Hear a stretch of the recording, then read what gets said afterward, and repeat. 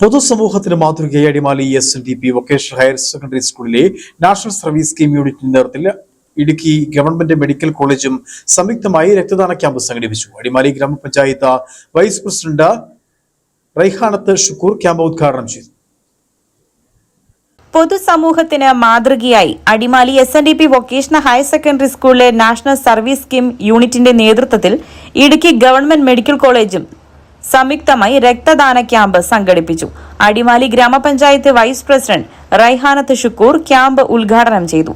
നാടിന്റെ വികസനത്തിനും ജീവകാരുണ്യ പ്രവർത്തനങ്ങളിലും വിദ്യാർത്ഥികളെ മുന്നിട്ടിറങ്ങാൻ ഇത്തരം ക്യാമ്പുകൾ സഹായിക്കുമെന്ന് സ്കൂൾ പ്രിൻസിപ്പൽ അജി MS പറഞ്ഞു. Adimali SNDP vocational higher secondary സ്കൂളിൽ ഇന്ന് ബ്ലഡ് ഡൊണേഷൻ ഡേ ആചരിക്കുകയാണ്.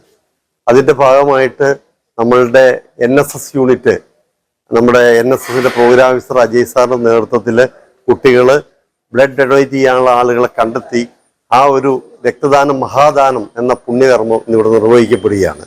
നമ്മൾ ഒട്ടനവധി ജീവകാരുണ്യ പ്രവർത്തനങ്ങൾ നമ്മുടെ NSS unit ഏറ്റെടുത്തിട്ടുണ്ട്.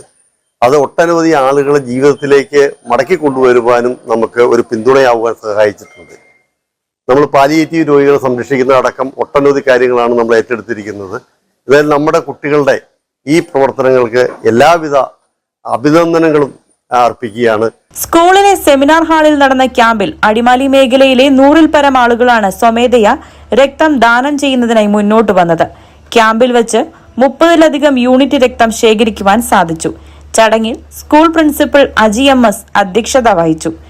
NSS program officer Ajay B, Idukki government medical കോളേജിലെ വിദഗ്ധരായ ഡോക്ടർമാരുടെയും മെഡിക്കൽ സംഘത്തിന്റെയും നേതൃത്വത്തിലാണ് രക്തശേഖരണ ക്യാമ്പ് സംഘടിപ്പിച്ചത്. ക്യാമ്പിൽ പങ്കെടുത്ത രക്തദാതാക്കൾക്ക് NSS വോളണ്ടിയർമാർ ആവശ്യമായ സേവനങ്ങളും ക്രമീകരണങ്ങളും ഒരുക്കിയിരുന്നു.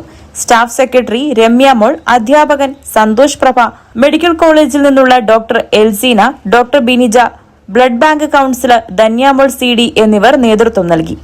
News bureau, Adimali.